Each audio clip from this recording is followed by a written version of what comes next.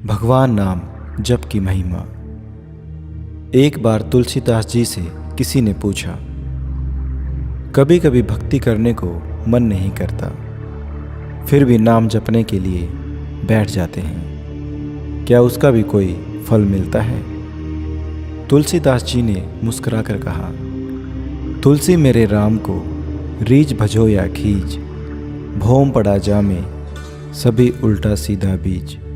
अर्थात भूमि में जब बीज बोए जाते हैं तो यह नहीं देखा जाता कि बीज उल्टे पड़े हैं या फिर सीधे, पर फिर भी समय बीतने के साथ फसल बन जाती है।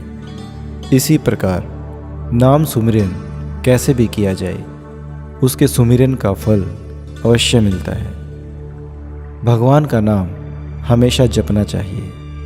यह ज़रूरी नहीं कि मुख से जोर जोर से भगवान का नाम बोला जाए। अपने मन में भी ध्यान करके भगवान राम, श्री कृष्ण या जगत गुरु भगवान शिव आदि का नाम जपा जा सकता है। किसी भी परिस्थिति में ईश्वर का नाम लेने से सभी मुश्किलों का हल पाया जा सकता है।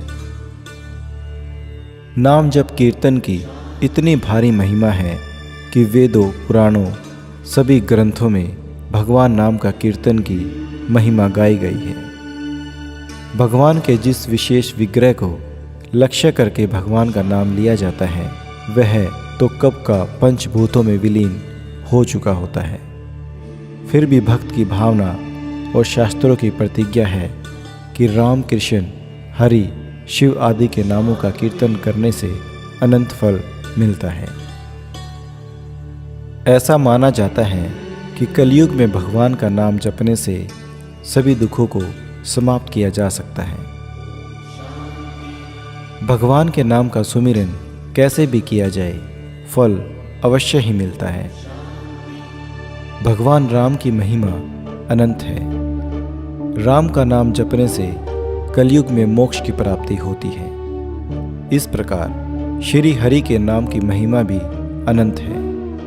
श्री हरि के नाम की महिमा अर्थात जो मनुष्य परमात्मा के 2 अक्षर वाले हरि के नाम का उच्चारण करते हैं, वे उसके उच्चारण मात्र से मुक्त हो जाते हैं और इसमें कोई शंका नहीं।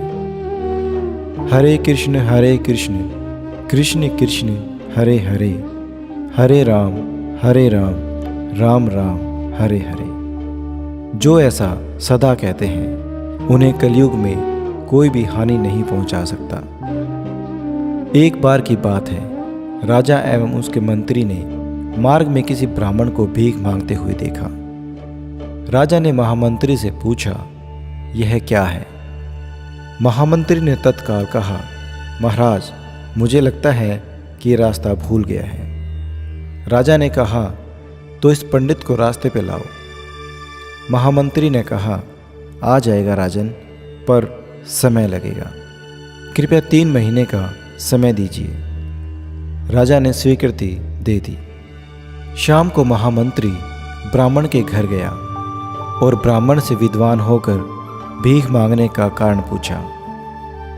ब्राह्मण के बताने पर महामंत्री ने कहा, कल से प्रातः आप 4 बजे जाग जाएं और मेरे लिए 2 घंटे हरे कृष्ण कृष्ण कृष्ण हरे हरे, हरे राम राम राम हरे हरे का नाम जप करें। शाम को एक स्वर्ण मुद्रा रोज आपके घर पहुंचा दी जाएगी। ब्राह्मण को पहले तो यह सुनकर आश्चर्य हुआ, किंतु मन ही मन सोच रहा था कि ऐसा करने में क्या हर्ज है। उसने जप करना स्वीकार किया। पिछले जन्म के कुल के संस्कार शुभ थे। 4 बजे उठने और नाम जप करने में कोई कठिनाई नहीं हुई। रोज शाम को एक स्वर्ण मुद्रिका मिल जाने से धीरे धीरे ब्राह्मण धनवान हो गया। अभ्यास करते करते राम कृष्ण नाम के दिव्य संस्कारों ने दबे सुसंस्कारों को उभारा। एक दिन ब्राह्मण ने सोचा कि यदि महामंत्री के लिए नाम जप करता हूँ तो मेरा धन इतना बढ़ गया, और अगर मैं स्वयं के लिए जपूं तो लोक और परलोक दोनों में धनाढ्य ही हो जाएंगे। ऐसा सोचकर वो रोज़ 2 घंटे खुद के लिए जपने लगे। भगवान नाम की ऐसी कृपा हुई कि ब्राह्मण की सभी कामनाएं खत्म होने लगी। और एक दिन ब्राह्मण ने महामंत्री से कहा, आप कृपया सोने की मुद्रिका ना भेजें, मैं केवल अब अपने लिए ही नाम जाप करूँगा। प्रभु नाम की उपासना ने मेरे विवेक और वैराग्य को इतना जागृत कर दिया है कि मैं प्रभु की भक्ति में बिल्कुल लीन हो गया हूँ। एक दिन ब्राह्मण ने पत्नी से कहा, ईश्वर की कृपा से अपनी गरीबी दूर हो गई है, सब ठीक हो गया। अब आप अनुमति दें तो मैं एकांत में रहकर नाम जप साधना करना चाहता हूँ। पत्नी साध्वी थी, अतः उसने स्वीकृति दे दी। अब ब्राह्मण देवता प्रभु के स्मरण में रंग गए। साधना फूलने फलने लगी, लोग दर्शनार्थ पधारने लगे।